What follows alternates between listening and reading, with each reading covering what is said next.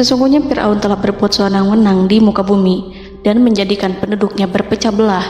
Dia bertindak semena-mena, lalim, melampaui batas, lebih mementingkan kehidupan dunia dan berpaling dari ketaatan Rob yang Maha Tinggi.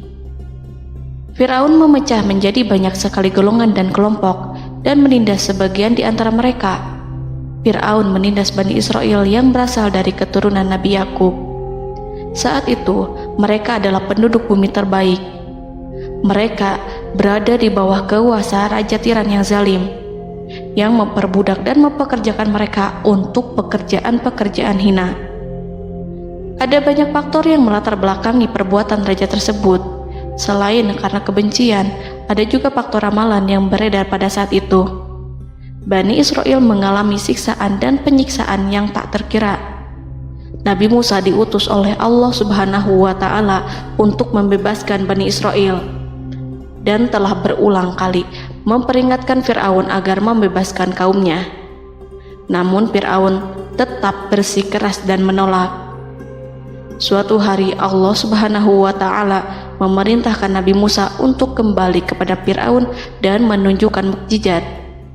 Di sana Nabi Musa menunjukkan beberapa mukjizat, termasuk mengubah tongkatnya menjadi ular raksasa dan di tangannya mengeluarkan cahaya.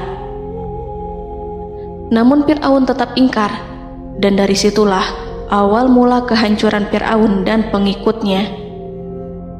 Tentang bagaimana detail kisah lengkapnya serta kelanjutan nasib Fir'aun, dari mana awal mula keangkuhan Fir'aun sampai mengakui dirinya sebagai Tuhan, serta dari mana sumber kekayaan Fir'aun yang sampai penasihatnya saja Qorun bisa membangun istana megah, akan dibahas lengkap di sini. Namun sebelum saya melanjutkan kisahnya, dimohon kepada pemirsa untuk menonton video ini sampai selesai, supaya tidak ada kesalahpahaman dalam memahami isi cerita, serta mohon bantu channel ini semakin berkembang dengan cara subscribe dan berikan like serta komen positifnya. Semoga bantuan pemirsa sekalian menjadi amal jariah dan bernilai pahala di sisinya. Bismillahirrahmanirrahim. Fir'aun menguasai seluruh negeri. Seiring dengan makmurnya negeri Mesir, kekuasaan Fir'aun semakin hari semakin bertambah. Fir'aun berkuasa tanpa ada yang berani menentang, dan dia membuat keputusan sesuka hatinya. Bahkan dengan kesombongannya, dia sampai berani mengaku sebagai Tuhan. Gelar Fir'aun Raja Mesir kuno punya pengaruh besar yang diyakini sebagai seorang yang bertanggung jawab untuk melindungi dunia pada saat itu. Fir'aun bukanlah nama seseorang, melainkan sebutan dalam Al-Quran yang merujuk pada seorang Raja Mesir yang sombong, suka menindas, dan sering melampaui batas, yang hidup ketika Nabi Musa alaihi salam bayi sampai dirinya dibinasakan oleh Allah di Laut Merah. Fir'aun merupakan sebuah gelar bagi raja-raja Mesir yang muncul di era New Kingdom. Pendapat Syekh Abdurrahman As-Sadi mengatakan bahwa Fir'aun merupakan gelar yang diberikan kepada raja-raja Mesir, sebagaimana Raja Babil disebut Namrud, Raja Habasyah disebut An-Najasyi, Raja Yaman disebut Al-Qil, atau Raja Persia yang disebut Kisra, penguasa Roma yang dijuluki Kaisar. Sebutan Fir'aun dalam Al-Quran ini menjurus pada Raja Mesir yang hidup pada tahun 1527 sampai 1407 sebelum Masehi.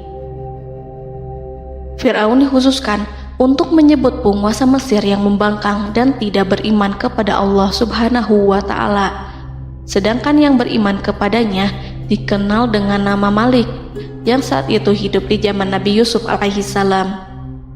Sebagian ahli sejarah mengatakan bahwa penguasa Mesir pada masa Nabi Yusuf disebut Al-Malik atau Raja, tidak disebut Fir'aun, karena kedua penguasa ini berbeda asal daerahnya.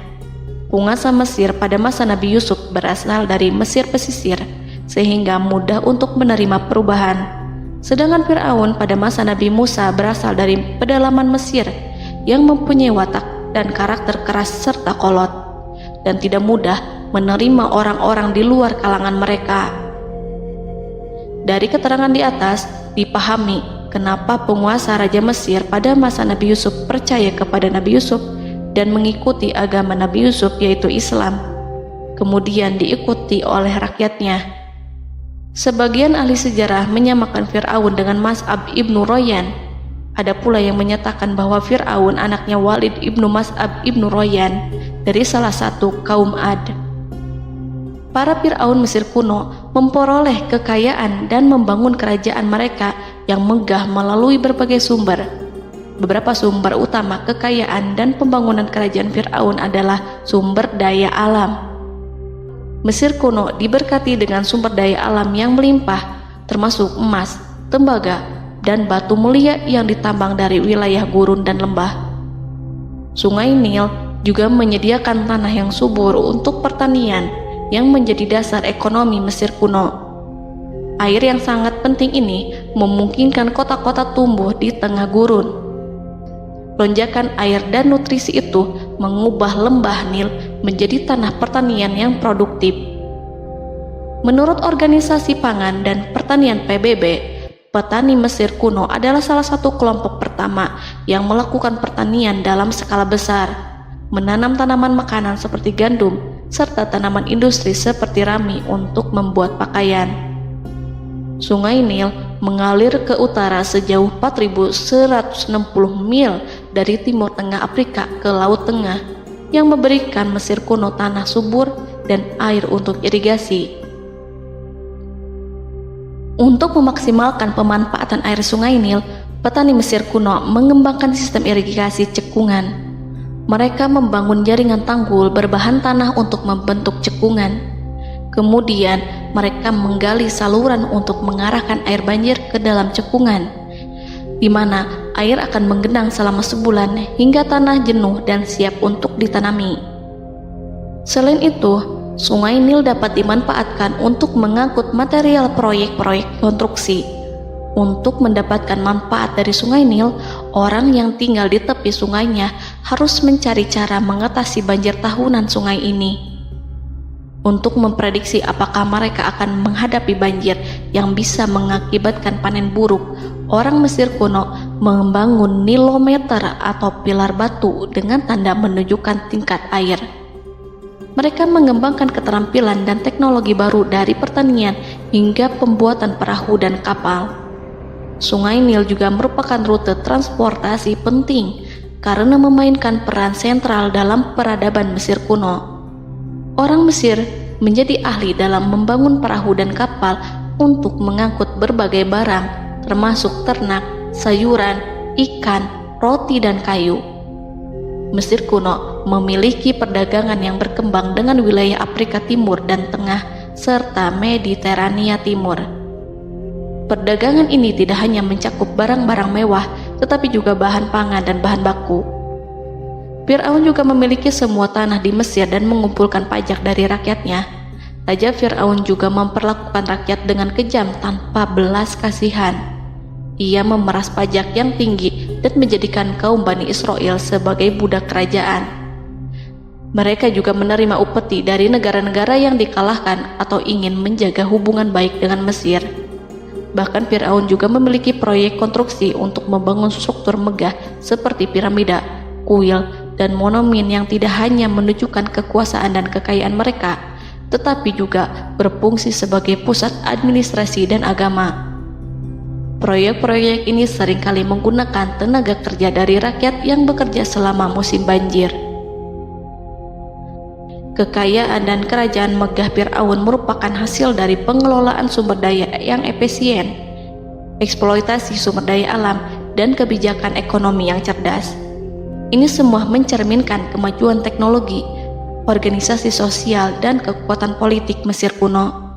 Kekayaan para Fir'aun Mesir kuno memang sangat luar biasa dan telah menjadi topik penelitian dan kekaguman selama berabad-abad. Fir'aun juga dikenal karena kehidupan mewah mereka. Sebagai penguasa Mesir kuno, Fir'aun hidup dengan kekayaan dan kemewahan yang hampir tak terbayangkan, yang mencerminkan kekuasaan dan status mereka. Mereka menghiasi diri mereka dengan aksesoris yang rumit dan gemerlap, serta mengenakan simbol otoritas dan kekuasaan tradisional. Dan Allah memberikan kepada Fir'aun berupa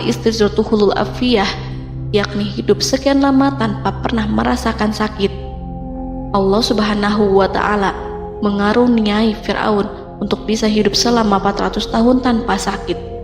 Tentu, hal tersebut sudah menjadi kehendak Allah Subhanahu wa Ta'ala, maka tidak ada satupun manusia yang bisa menghalangi, bahkan bagi seorang Fir'aun sekalipun yang terkenal dengan kezalimannya. Namun dengan karunia-Nya yang diberikan Allah tersebut bukannya menjadikan Fir'aun sebagai manusia yang bersyukur, tetapi malah membangkitkan kesombongan dan kesesataannya. Dan puncak kesombongan Fir'aun juga dicatat Al-Quran sebagai penguasa tangan besi dan manusia yang pernah mengaku Tuhan. Aku adalah Tuhan kalian yang maha tinggi. Quran Surat An-Najiat ayat 24. Fir'aun hidup selama 446 tahun. Selama hidupnya, Fir'aun memiliki tubuh yang sehat dan bugar tanpa pernah mengalami sakit, meski hanya berupa pusing atau flu sekalipun. Fir'aun bahkan tidak pernah merasakan kelelahan. Fir'aun tidak pernah merasakan perihnya lapar, kerongkongannya tidak pernah tersentuh panasnya dahaga. Seandainya dalam semalam saja Fir'aun dilanda sakit berupa pusing atau demam, maka ia akan sibuk untuk mengurus dirinya sendiri dan tidak berpikiran untuk mengaku bahwa ia adalah Tuhan. Hal ini pun dijelaskan dalam kitab Ihya Ulumuddin Al-Qut Al-Qulub oleh Imam Al-Ghazali. Sesungguhnya yang menyebabkan Fir'aun sampai berani mengatakan, "Aku adalah Tuhan kalian yang maha tinggi." Hal ini disebabkan karena ia mengalami masa sehat dalam hidupnya yang begitu lama. Kekejaman Raja Fir'aun diikuti dengan kesombongannya. Ia enggan bersyukur atas kemakmuran yang dianugerahkan Allah Subhanahu wa Ta'ala. Ia justru menjadikan negeri Mesir penuh dengan kemusyrikan. Sungguh, dia Fir'aun termasuk orang-orang yang berbuat kerusakan, dan kami hendak memberi karunia kepada orang-orang tertindas di bumi, dan hendak menjadikan mereka pemimpin dan menjadikan mereka orang-orang yang mewarisi bumi. Dan kami teguhkan kedudukan mereka di bumi, dan kami perlihatkan kepada Fir'aun dan Haman bersama bala tentaranya apa yang selalu mereka takutkan dari mereka. Surat Al-Qasas ayat 1-6. Haman yang merupakan penasihat dan sekaligus pelaksana proyek pembangunan menara untuk Fir'aun yang ikut berkontribusi dalam kesesatan Fir'aun, dan dia juga yang menjadi aktor utama atas kezaliman Fir'aun yang nantinya memberikan nasihat kepada Fir'aun dan mendorongnya untuk menolak ajaran Nabi Musa alaihi salam. Faktor yang mendorong Fir'aun melakukan tindakan keji ini adalah Bani Israel yang mempelajari suatu hal yang mereka riwayatkan dari Ibrahim, bahwa suatu saat nanti akan lahir seorang anak Bani Israel yang akan menghancurkan kekuasaan Raja Mesir. Berita gembira ini terjadi saat insiden antara Sarah, istri Nabi Ibrahim alaihissalam, dengan Raja Mesir yang saat itu berniat jahat terhadap Sarah. Namun Allah menjaganya. Berita gembira ini santer terdengar di antara Bani Israel. Kaum Kipti juga membicarakan berita ini, hingga sampailah juga ke telinga Fir'aun. Sebagian amir dan orang-orang dekat Fir'aun menyampaikan hal itu kepadanya saat tengah berbincang pada malam hari. Waktu itu Fir'aun langsung menginstruksikan untuk membunuh seluruh anak laki-laki Bani Israel untuk mengantisipasi kelahiran anak yang dimaksud. Tapi apa boleh buat, kewaspadaan sama sekali tidak bisa menghindari takdir. Suatu ketika Fir'aun bermimpi seakan-akan api datang dari arah Baitul Maqdis lalu membakar semua rumah Mesir dan seluruh kaum Kipti. Namun, api tersebut tidak membahayakan Bani Israel. Saat bangun, Fir'aun merasa takut oleh mimpi itu. Ia kemudian mengumpulkan seluruh paranormal dan tukang sihir. Fir'aun bertanya kepada mereka terkait mimpi itu. Mereka berkata, akan lahir seorang bayi laki-laki dari kalangan Bani Israel yang akan menghancurkan penduduk Mesir. Sebab itulah Fir'aun memerintahkan untuk membunuh anak laki-laki dan membiarkan hidup anak perempuan. Fir'aun sangat mewaspadai agar Musa tidak lahir, hingga menunjuk sejumlah laki-laki dan dukun beranak berpatroli memeriksa para wanita hamil dan mendata waktu kelahiran mereka. Jika ada yang melahirkan anak laki-laki, si bayi langsung disembelih oleh para algojo seketika itu juga. Allah berfirman, "Kami mengilhamkan kepada ibu Musa, susuilah dia Musa. Jika engkau khawatir atas keselamatannya, hanyutkanlah dia ke sungai Nil dalam sebuah peti yang mengapung. Janganlah engkau takut dan janganlah pula bersedih. Sesungguhnya kami pastikan mengembalikan kepadamu dan menjadikan sebagai salah seorang rasul." Surat Al-Qasas ayat 7. Pada saat itu, ibu Musa yang bernama Ayah Rika, ada juga yang menyebut Ayah Zakat, merasakan kesedihan yang amat dalam dan sudah mengantisipasi sejak pertama kali mengandung Musa. Kehamilannya ini memang tidak terlihat. Harun lahir pada tahun ketika hukuman mati bagi lelaki tidak berlaku, sementara Musa lahir pada tahun di mana bayi laki-laki harus dibunuh. Saat melahirkan, ibunya mendapat ilham agar Musa kecil diletakkan di dalam peti yang diikat dengan tali. Rumahnya tepat di hulu sungai Nil. Ia menyusui Musa, kemudian ketika khawatir pada seseorang, ia meletakkan Musa di peti itu, lalu dilepaskannya ke lautan, sementara talinya tetap dipegang. Setelah semua orang pergi, ia tarik kembali peti itu. Namun suatu hari, ibu Musa melepaskan peti itu, tetapi dia lupa tidak mengikatnya dengan tali, sehingga peti berisi Musa kecil itu hanyut bersama aliran sungai Nil hingga melintas tepat di depan istana Fir'aun. Selir-selir Fir'aun itu memungut peti dalam kondisi tertutup rapat. Mereka tidak berani membukanya. Peti itu kemudian diletakkan di depan istri Fir'aun, Asiyah binti Muzahim. Ada pendapat yang mengatakan bahwa Asiyah berasal dari Bani Israel dari keturunan Musa. Saat membuka penutup peti dan menyingkap tirai penutupnya, Asiyah melihat wajah Musa kecil memancarkan sinar-sinar nubuah kemuliaan. Begitu melihatnya, Asiyah langsung jatuh hati dan sangat mencintainya. Saat Fir'aun tiba, ia berseru, "Apa ini?" Kemudian ia memerintahkan untuk menyembelihnya, tetapi sang istri meminta agar bayi tersebut diberikan kepadanya. Sang istri berkata, "Dia adalah penyejuk mata hati bagiku dan bagimu." Fir'aun menimpali, "Iya, bagimu, tapi bagiku tidak. Aku tidak memerlukan bayi itu." Petaka memang selaras dengan tutur kata. Kata-kata istri Fir'aun, mudah-mudahan dia bermanfaat kepada kita. Allah memberikan manfaat yang ia harapkan. Di dunia, Allah memberikan hidayah padanya melalui sosok Musa, dan di akhirat, Allah menempatkan dia di surganya karena Musa. Atau kita ambil dia menjadi anak. Keduanya pun mengadopsi Musa karena mereka berdua tidak punya anak. Perkataan Asiyah ini diabadikan dalam Al-Quran surat Al-Qasas ayat 9. Dan berkatalah istri Fir'aun, "Ia adalah penyejuk mata hati bagiku dan bagimu. Janganlah kamu membunuhnya. Mudah-mudahan ia bermanfaat kepada kita atau kita ambil ia menjadi anak." Sedangkan mereka tidak menyadari. Dalam ayat ini Allah Subhanahu wa Ta'ala berfirman yang artinya, sedangkan mereka tidak menyadarinya.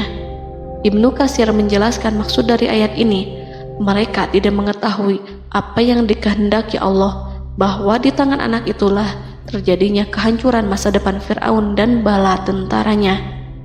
Mereka tidak mengetahui hukuman besar Allah yang dikehendaki terhadap Fir'aun dan pasukannya. Mereka tidak tahu bahwa Allah menakdirkan mereka untuk memungutnya. Saat Musa tinggal di kediaman Fir'aun, pihak keluarga ingin menyusuinya. Namun Musa tidak mau menerima susu wanita manapun. Ia juga tidak mau makan, hingga mereka dibuat bingung karenanya. Mereka berusaha sebisanya untuk memberi Musa makan, namun Musa tidak mau. Seperti yang Allah sampaikan dalam surat Al-Qasas ayat 12. Dan kami cegah dia Musa menyusu kepada perempuan-perempuan yang menyusuinya sebelum itu. Mereka kemudian mengirim Musa bersama para dukun beranak dan sejumlah wanita ke pasar. Mungkin Musa mau menyusu pada seorang wanita di sana. Saat semua orang berdiri di hadapan Musa, saudari Musa melihatnya. Ia tak memperlihatkan sikap seakan-akan mengenal bayi yang sebenarnya adalah adiknya. Mereka kemudian pergi bersama saudari Musa itu ke kediaman Musa. Musa kecil kemudian digendong ibunya untuk menyusui bayi itu. Bayi yang tidak lain adalah anaknya sendiri, langsung menyusu dengan lahap. Melihat hal itu, mereka merasa sangat puas dan gembira. Mereka pun melaporkan peristiwa yang sangat menggembirakan itu kepada Asia. Asia meminta agar perempuan yang tidak lain adalah ibunya Musa itu untuk menetap bersamanya dan memohon kebaikan serta kesediaannya. Namun, perempuan itu menolaknya seraya berkata, "Sesungguhnya aku mempunyai suami dan anak-anak yang tidak bisa aku tinggalkan. Akan tetapi, aku siap melakukan jika bayi itu dibawa kepadaku ke rumahku." Akhirnya Asia mengutus ajudan kerajaan untuk menyerahkan bayi itu kepada ibunya Musa untuk disusui secara rutin. Asia kemudian memberikan berbagai macam fasilitas kepada ibu Musa berupa biaya nafkah sehari-hari, pakaian-pakaian bagus, dan beberapa hadiah istimewa yang lainnya sebagai kompensasi upah menyusui bayi itu. Akhirnya Musa kecil kembali ke pangkuan ibunya dan berada di bawah asuhannya. Allah telah menyatukan kembali bayi yang bernama Musa itu dengan ibunya sendiri. Fir'aun tidak akan menyangka jika Allah telah mempersiapkan sesuatu yang besar lewat kehadiran Musa kecil di kerajaannya. Sang Raja bengis lagi terpedaya oleh banyaknya pasukan yang dimiliki, kekuasaan, dan luasnya kerajaan yang maha agung yang tak terkalahkan, dan takdirnya tak bisa ditentang. Allah telah memutuskan bahwa bayi itu yang dia dan pengikutnya waspadai keberadaannya itu hingga dengan bengis membunuh banyak sekali nyawa yang tak terhitung jumlahnya. Padahal anak tersebut justru tumbuh dewasa di kediamannya, di atas kasurnya, memakan makanannya dan meminum yang ada di rumahnya. Fir'aun sendiri justru mengadopsi dan merawat serta mengasuhnya tanpa menyadari rahasia besar di balik itu. Anak itu yang membuatnya binasa di dunia dan akhirat karena menentang kebenaran yang nyata yang ia sampaikan kepadanya. Nabi Musa tumbuh dan hidup sebagai salah seorang dari keluarga kerajaan hingga mencapai usia dewasanya, di mana ia memperoleh asuhan dan pendidikan sesuai dengan tradisi istana. Allah Subhanahu wa Ta'ala mengaruniakannya hikmah dan pengetahuan sebagai persiapan tugas kenabian dan risalah yang diwahyukan kepadanya. Musa tumbuh menjadi seorang pemuda yang mempunyai fisik dan akhlak yang kuat. Allah anugerahkan kepada Musa kesempurnaan tubuh dan kekuatan jasmani. Musa juga menyadari bahwa dia hanyalah anak angkat. Tidak setetes pun darah Fir'aun mengalir padanya, dan bahwa ia keturunan Bani Israel yang ditindas dan diperlakukan sewenang-wenang oleh Fir'aun dan kaumnya. Maka dia berjanji kepada dirinya sendiri akan menjadi pembela bagi kaum-kaum yang lemah yang tertindas. Kekuatan fisik Nabi Musa memang tidak bisa diragukan. Itu terbukti pada saat Nabi Musa mampu mengangkat batu penutup sumur seorang diri, padahal batu itu hanya bisa diangkat oleh 10 orang laki-laki. Peristiwa kedua saat perkelahian antara Bani Israel dan orang Kipti atau kaumnya Fir'aun, suku asli Mesir. Saat orang Israel meminta pertolongan kepada Musa untuk mengalahkan orang Kipti, Musa menghampiri orang Kipti tersebut. Dengan tangan terkepal, Musa meninju orang Kipti dan matilah musuhnya itu. Orang Kipti hanya mati karena pukulan itu. Musa tidak sengaja dan tidak bermaksud untuk membunuh orang Kipti. Musa hanya berniat membuatnya jera. Dan karena peristiwa itulah Nabi Musa pergi meninggalkan Mesir karena Musa takut terhadap Fir'aun dan tentaranya yang akan membunuhnya. Karena jika mereka tahu bahwa Musa membunuh orang Kipti demi membela salah seorang Bani Israel, akan membuat Fir'aun dan pengikutnya mencurigai bahwa Musa memang berasal dari Bani Israel, dan pada akhirnya akan memicu sebuah permasalahan besar. Dan Dan pada waktu yang sudah ditentukan oleh Allah, sekitar 10 tahun Nabi Musa meninggalkan Mesir. Pada akhirnya Allah mengamanahkan dia sebagai seorang rasul. Allah anugerahkan kepadanya hikmah kenabian dan pengetahuan di usia 40 tahun. Allah perintahkan Musa kembali ke Mesir untuk menghadapi Fir'aun dan mengajak dia mengakui Tuhan semesta alam. Tugas ini penuh dengan bahaya, mungkin bisa membuat Musa kehilangan nyawa, tetapi menuruti perintah Allah itu mutlak baginya. Ditemani oleh saudaranya Harun untuk membantunya membenarkan perkataannya. Lidah Musa cedal karena bara api yang pernah diletakkan di lidahnya saat Fir'aun hendak menguji akalnya setelah menarik jingat Fir'aun hingga berdarah. Fir'aun bermaksud untuk membunuhnya. Asia mengkhawatirkan Musa lalu berkata, dia masih kecil. Fir'aun kemudian menguji Musa dengan meletakkan buah dan bara api di hadapannya. Musa kecil hendak bermaksud meraih buah-buahan, tetapi tangannya dialihkan oleh malaikat. Lalu Musa mengambil bara api dan ia letakkan di lidahnya. Lidahnya cedal karena bara api ini. Musa meminta kepada Allah agar kekakuan yang ada di lidahnya dihilangkan sebagian, sebatas agar kata-katanya bisa dipahami, dan tidak meminta untuk dihilangkan secara total, karena para rasul hanya meminta sebatas yang diperlukan.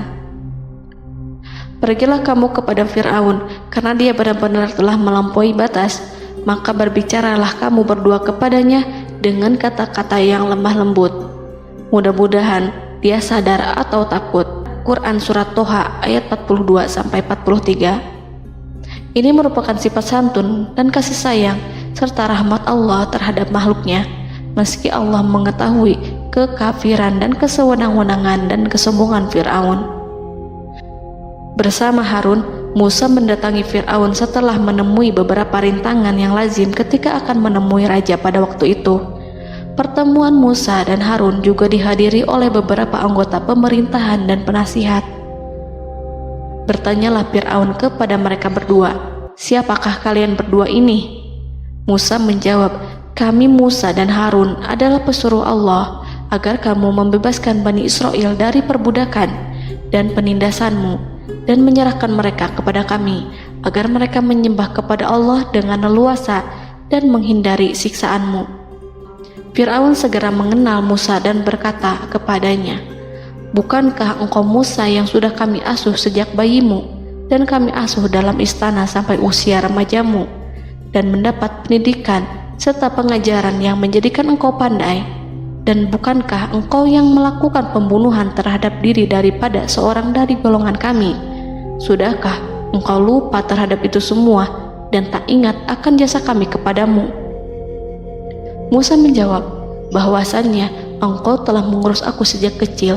Itu bukanlah jasa yang dapat kamu banggakan, karena jatuhnya aku pada tanganmu akibat dari kekejaman dan kezalimanmu tatkala engkau memerintah, agar orang-orangmu menyembelih setiap bayi laki-laki yang lahir, sehingga ibuku membiarkanku mengapung di sungai Nil dan aku dipungut oleh istrimu, sehingga selamatlah aku dari pengejaranmu dan penyembelihanmu. Dan kebaikan yang engkau sebutkan itu sebanding dengan perlakuanmu terhadap sebuah suku bangsa besar, yaitu Bani Israel secara keseluruhan, karena engkau telah menindas dan menjadikan mereka budak-budak untuk melayanimu. Dan mengenai pembunuhan itu merupakan kehilafanku, lalu aku lari darimu karena aku takut kepadamu. Namun peristiwa itu merupakan rahmat dan hikmah yang terselubung bagiku, sebab dalam perantauanku setelah aku melarikan diri dari negerimu ini, Allah Subhanahu wa Ta'ala mengaruniakanku dengan hikmah ilmu dan mengutus aku sebagai rasul. Maka dalam rangka tugasku sebagai rasul, datanglah aku kepadamu atas perintah Allah untuk mengajak engkau dan kaummu untuk menyembah Allah dan meninggalkan kezaliman serta penindasanmu terhadap Bani Israel yang kau pekerjakan dan perbudak mereka untuk melakukan pekerjaan dan melayanimu. Fir'aun bertanya, siapakah Tuhan yang engkau sebut-sebut itu, hai Musa? Adakah Tuhan di atas bumi ini selain aku yang patut disembah dan dipuja? Musa menjawab, ya, yaitu Tuhanmu dan Tuhan nenek moyangmu, serta Tuhan alam semesta. Fir'aun bertanya, siapakah Tuhan alam semesta itu? Musa menjawab, ialah Tuhan langit dan bumi, dan segala yang ada di langit dan di bumi. Berkatalah Fir'aun kepada para penasehatnya dan para pembesarnya, sesungguhnya Rasul yang diutus kepada kamu ini adalah seorang yang gila. Kemudian ia balik bertanya kepada Harun dan Musa, siapakah Tuhan kamu berdua? Akulah Tuhanmu yang paling tinggi. Surat An-Najiat ayat 23-24. Dan Fir'aun berkata, wahai para pembesar kaumku, aku tidak mengetahui ada Tuhan bagimu selain aku. Quran Surat Al-Qasas ayat 38. Fir'aun menentang, padahal ia tahu bahwa ia adalah hamba yang diatur, dan Allah lah yang menciptakan dan memberi bentuk rupa. Dan mereka mengingkarinya karena kezaliman dan kesombongannya, padahal hati mereka meyakini kebenarannya. Maka perhatikanlah bagaimana kesudahan orang-orang yang berbuat kerusakan. Quran Surat An-Naml ayat 14. Fir'aun beralih memakai kekuasaan dan wibawa yang ia miliki. Fir'aun berkata, jika engkau menyembah Tuhan selain aku akan memasukkanmu ke dalam penjara. Musa berkata, apakah engkau akan melakukan itu sekalipun aku tunjukkan kepadamu suatu bukti yang nyata? Fir'aun menjawab, tunjukkanlah sesuatu yang nyata itu. Maka Musa melemparkan tongkatnya. Tiba-tiba tongkat itu menjadi ular besar, dan Musa mengeluarkan tangan dari dalam bajunya. Tiba-tiba tangan itu menjadi putih bercahaya. Saking ketakutannya hingga membuat Fir'aun terkena diare, dalam sehari lebih dari 40 kali buang air. Namun Fir'aun sebagai raja yang mengaku Tuhan tentu tidak akan begitu saja menyerah kepada Musa, walaupun telah diperlihatkan 2 mukjizat. Bahkan Fir'aun berkata kepada kaumnya yang dikhawatirkan terpengaruh oleh mukjizat Musa, bahwa apa yang dilakukan Musa merupakan sihir, dan Musa Harun adalah ahli sihir yang datang dengan maksud menguasai Mesir. Salah satu penasehatnya, yaitu Haman, mengusulkan agar mengumpulkan semua ahli sihir dari berbagai penjuru kerajaan untuk bertanding mematahkan sihir Musa, yang tanpa pikir panjang Fir'aun setujui. Fir'aun pun berkata kepada Musa, apa yang kau bawa ini adalah sihir. Kami akan melawanmu dengan sihir yang sama. Fir'aun pun kemudian meminta Musa untuk bertemu pada waktu dan tempat yang disepakati, dan langsung disetujui Nabi Musa tanpa ragu sedikit pun.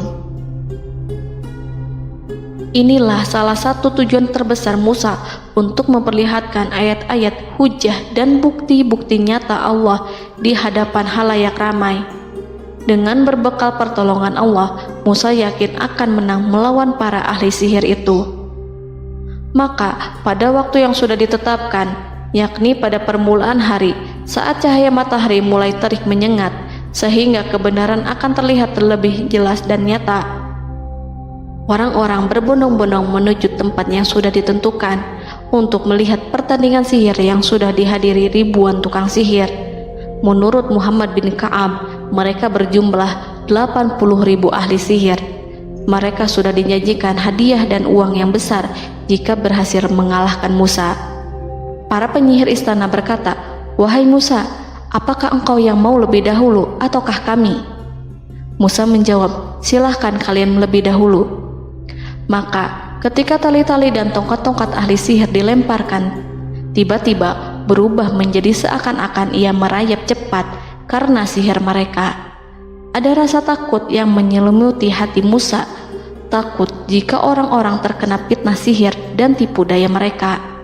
Namun Allah langsung menguatkan Musa dan berkata yang diabadikan dalam Quran Surat Toha ayat 65-69, janganlah engkau takut, sungguh engkaulah yang unggul, dan lemparkanlah apa yang ada di tangan kananmu, niscaya ia akan membuat. Apa yang mereka buat itu hanyalah tipu daya tukang sihir belaka, dan tidak akan menang tukang sihir itu dari manapun ia datang. Saat Musa melemparkan tongkat, tongkat itu berubah menjadi ular besar yang memiliki kaki, berleher besar, dan bentuk yang menakutkan, hingga semua orang lari dan menjauh. Ular itu kemudian menelan tali-tali para tukang sihir dengan satu persatu dengan gerakan super cepat. Semua orang melihatnya dengan penuh keheranan, sementara para tukang sihir mereka tercengang dan bingung kala melihatnya. Mereka melihat sesuatu yang sama sekali tidak pernah terlintas di benaknya dan juga berada di luar bidang yang mereka kuasai. Saat itulah mereka tahu pasti bahwa yang mereka lihat itu bukanlah sihir, sulap, khayalan ilusi ataupun kebohongan semata, tetapi sebuah kebenaran yang hanya bisa dilakukan oleh Yang Maha Benar, yang mengutus mukjizat tersebut dengan benar. Allah menyingkap tabir kelalaian dari hati mereka, menyinarinya dengan petunjuk yang Ia ciptakan dan menyingkirkan gumpalan keras di hatinya. Mereka segera bertaubat dan tunduk sujud kepadanya. Dengan lantang mereka mengatakan kepada semua yang hadir tanpa memperdulikan hukuman ataupun siksaan apapun, "Kami beriman kepada Rob seluruh alam, yaitu Tuhannya Musa dan Harun." Fir'aun yang congkak dan sombong tentu sangat marah dengan apa yang disaksikannya itu ketika melihat ahli-ahli sihirnya begitu cepat menyerah dan mengakui kekalahan kepada Musa, bahkan menyatakan beriman kepada Tuhan Musa dan Harun. Tindakan itu dianggapnya sebagai pelanggaran terhadap kekuasaannya dan penentangan terhadap ketuhanannya dan merupakan tamparan bagi kewibawaannya. Fir'aun berkata kepada mereka, "Apakah kalian telah beriman kepada Musa sebelum aku memberi izin? Kenapa kalian tidak terlebih dahulu bermusyawarah kepadaku sebelum melakukan tindakan keji di hadapan rakyatku ini? Dia itu pemimpinmu yang mengajarkanmu sihir, dan bukankah ini adalah persengkongkolanmu terhadapku? Musa dapat mengalahkan kamu sebab ia mungkin merupakan guru dan pembesar yang mengajari sihir kepadamu, dan kamu telah mengaturnya, dan sandiwaramu ini tak akan kubiarkan. Akan kupotong tangan dan kakimu secara bersilang, dan sungguh aku akan salib kamu pada pangkal pohon kurma sebagai balasan dan hukuman atas pengkhianatanmu ini." Walaupun melihat langsung kebenarannya, Fir'aun tetap tidak percaya. Dia tidak suka keyakinan para penyihir terhadap Musa. Para penyihir itu yang telah mengakui keimanan mereka kepada Allah tak merasa gentar ataupun takut, karena ketika para tukang sihir itu sujud, mereka melihat rumah dan istana-istana di surga yang telah dipersiapkan untuk mereka. Semuanya dirias untuk menyambut kedatangan mereka. Karena itu, mereka tidak peduli dengan ancaman Fir'aun. Setelah peristiwa kekalahan penyihir Fir'aun dengan mukjizat Nabi Musa itu, Fir'aun serta penasihat dan para pembesarnya, termasuk Haman, merencanakan penindasan yang lebih kejam untuk kaum Bani Israel dan merencanakan pembunuhan terhadap Nabi Musa. Fir'aun khawatir jika gerakan Musa tidak diapatahkan akan mengancam kerajaan dan kewibawaannya yang mengaku sebagai Tuhan. Walaupun sudah diingatkan oleh orang mukmin dari kalangan keluarga Fir'aun agar tidak membunuh Nabi Musa dan menyuruh kembali menuju jalan yang benar dan mengingatkan kepada akibat yang buruk yang akan didapati nanti, namun Fir'aun dan penasihatnya tetap berada pada kesesatan. Sebagai balasannya, Allah menghukum Fir'aun dan penduduknya dengan kekeringan dan penyakit yang bertahun-tahun karena menolak Rasulnya. Mereka dilanda banjir bandang, darah yang bercampur dengan seluruh air yang ada. Setiap kali mereka akan mengambil air, baik air sumur ataupun air sungai Nil, pasti akan berubah menjadi darah segar. Serbuan belalang pun tidak bisa mereka hindari. Belalang menghinggapi tanaman hingga tak menyisakan satupun buah, daun ataupun rumput. Serangan hama dan wabah katak juga mengerumuni mereka hingga berjatuhan di makanan, wadah-wadah, sampai-sampai ketika ada yang membuka mulut untuk makan ataupun minum, pasti ada katak yang jatuh di situ.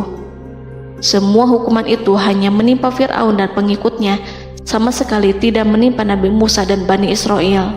Namun mereka tidak belajar ataupun berubah, mereka tetap saja kafir dan hanyut dalam kejahatan. Setiap kali Allah timpakan hukuman kepada Fir'aun dan pengikutnya, mereka bersumpah dan berjanji kepada Musa untuk beriman. Namun ketika hukuman itu dihilangkan, mereka ingkar janji berpaling dan kembali kepada keburukan seperti sedia kala. Dari semua penderitaan ini, Allah perintahkan Musa membawa pengikutnya keluar dari Mesir, memulai perjalanan berbahaya antara hidup dan mati. Setelah mengetahui keberangkatan Nabi Musa dan Bani Israel, Fir'aun bersama tentaranya bergerak untuk membantai mereka. Dengan pasukan besar yang berjumlah lebih dari 1.600.000 personil, ditambah 100.000 ekor kuda berwarna hitam legam, Fir'aun berhasil mengejar rombongan Nabi Musa yang saat itu berjumlah 600.000 prajurit di pantai Laut Merah saat matahari terbit. Pasukan Fir'aun mengepung mereka dari semua arah. Di belakang mereka ada tentara Fir'aun yang kejam, sementara di hadapan mereka Laut Merah yang membentang luas. Kala situasi kian genting dan Fir'aun beserta seluruh pasukannya mendekat dengan kesungguhan hati, diperkuat dengan persenjataan, juga dengan amarah dan kedengkian, penglihatan tidak menetap mengarah ke suatu tujuan, dan hati naik menyesak sampai ke tenggorokan. Saat itulah Yang Maha Penyantun lagi kuasa, Rob Arsy yang mulia, mewahyukan kepada Musa, "Pukullah laut itu dengan tongkatmu." Maka tatkala Musa memukulkan tongkatnya ke lautan, laut itu pun terbelah. Air lautan berdiri tegak laksana gunung yang terbelah oleh kuasa yang maha agung, yang bersumber dari zat yang mengatakan kepada sesuatu, "Jadilah," maka jadilah sesuatu itu. Allah memerintahkan angin barat untuk menyapu kerikil-kerikil hitam lautan, hingga dasar lautan berubah menjadi tanah yang kering, yang tidak melekat pada kaki-kaki kuda dan hewan. Allah memerintahkan Musa untuk melintas bersama kaumnya. Mereka segera turun melintas dengan senang. Mereka menyaksikan sebuah hal yang membuat mata tercengang dan memberikan petunjuk pada hati orang-orang yang mukmin. Setelah Musa bersama kaumnya melintas secara keseluruhan dan keluar dari lautan, saat itulah pasukan garis depan Fir'aun baru masuk. Saat itu Musa bermaksud memukulkan tongkat ke lautan agar kondisi laut kembali seperti sedia kala, agar Fir'aun dan pasukannya tidak bisa mengejar. Tapi Allah yang Maha Kuasa dan pemilik keluhuran memerintahkan agar lautan tetap dibiarkan seperti itu, seperti yang Ia firmankan.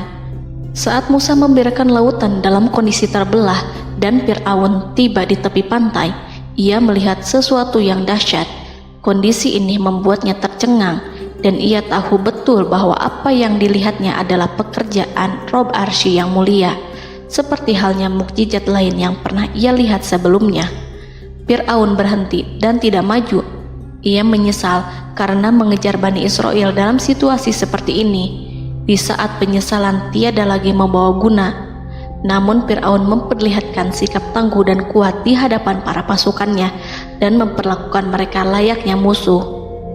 Jiwa kafir dan watak keji Fir'aun mendorong dirinya mengatakan kepada kaum yang ia perdaya hingga patuh dan mengikuti kebatilannya, "Lihatlah bagaimana lautan ini terbelah agar aku bisa mengejar budak-budakku yang melarikan diri dari kekuasaanku, menyimpang dari ketaatanku, dan meninggalkan negeriku." Fir'aun bersembunyi di barisan belakang dengan harapan ia bisa selamat, tapi mustahil ia bisa selamat. Fir'aun terlihat maju mundur. Dan pada kesempatan itu, Jibril menampakkan diri dalam wujud seorang penunggang kuda perawan, lalu melintas di hadapan kuda jantan yang ditunggangi oleh Fir'aun. Kuda yang ditunggangi Fir'aun meringik menghampiri kuda yang ditunggangi Jibril. Fir'aun kemudian masuk ke dalam lautan hingga mendahului kuda dengan tangkas dan cepat. Fir'aun tidak menghindari mara bahaya dari dirinya ataupun mendatangkan manfaat. Mereka segera menyusul hingga semuanya berada di lautan. Setelah bagian depan hendak mencapai tepi, Allah memerintahkan Musa melalui wahyu untuk memukul lautan dengan tongkat. Musa memukul lautan dengan tongkat. Lautan kembali menyatu seperti sedia kala dan menenggelamkan mereka semua. Tak seorang pun yang selamat. Allah menggambarkan tentang bagaimana Fir'aun didengkot orang-orang kafir Kipti tenggelam. Gelombang besar sesekali turun dan sesekali naik membawa Fir'aun. Bani Israel melihatnya dan juga pasukannya, seperti apa siksa dan petaka besar yang Allah timpakan kepadanya dan juga pasukannya, agar Bani Israel senang dan lega. Saat Fir'aun menyaksikan kematian dan mulai sakarat, Ia kembali kepada jalan kebenaran dan bertaubat, serta beriman pada saat keimanan tiada lagi membawa guna. Seperti yang Allah sampaikan dalam ayat yang lain, sesungguhnya orang-orang yang dipastikan mendapat ketetapan Rabb-Mu tidaklah akan beriman meskipun mereka mendapat tanda-tanda kebesaran Allah hingga mereka menyaksikan azab yang pedih. Quran Surat Yunus ayat 96-97. Seperti itulah Musa mendoakan keburukan pada Fir'aun dan golongannya agar harta benda mereka dibinasakan, hati mereka diikat, sehingga mereka tidak akan beriman hingga melihat siksaan yang pedih, yaitu ketika keimanan tidak ada lagi membawa guna bagi mereka, sekaligus sebagai penyesalan bagi mereka. Allah berfirman kepada Musa dan Harun saat keduanya mengucapkan doa tersebut, sungguh telah diperkenankan permohonan kamu berdua. Quran Surat Yunus ayat 89. Siksaan yang ditimpakan kepada Fir'aun dan pasukannya ini merupakan jawaban atas doa Musa dan saudaranya Harun. Dalam hadis riwayat Imam Ahmad, Rasulullah Shallallahu Alaihi Wasallam bersabda, saat Fir'aun berkata, aku percaya bahwa tidak ada Tuhan melainkan Rabb yang dipercaya Bani Israel, Jibril berkata kepadaku, wahai Muhammad, andai kau melihatku saat mengambil pasir lautan, lalu aku sumpalkan ke mulutnya karena khawatir jika rahmat menghampirinya. Ibnu Abbas dan lainnya mengatakan, sebagian Bani Israel meragukan kematian Fir'aun, bahkan ada yang menyatakan bahwa Fir'aun tidak mati. Allah kemudian memerintahkan lautan untuk mengapungkan jasad Fir'aun. Maka pada hari ini kami selamatkan jasadmu, yaitu dengan mengenakan baju perang yang dengannya kau dikenali, agar engkau dapat menjadi pelajaran bagi orang-orang yang datang setelahmu, yaitu agar kau menjadi bukti bagi Bani Israel atas kekuasaan Allah yang membinasakan Fir'aun. Karena itu, sebagian salaf membaca, kemungkinan yang dimaksud adalah kami menyelamatkan jasadmu beserta baju perangmu agar kau menjadi pelajaran bagi orang-orang setelahmu dari kalangan Bani Israel, dan mereka tahu bahwa kau telah binasa. Wallahu a'lam.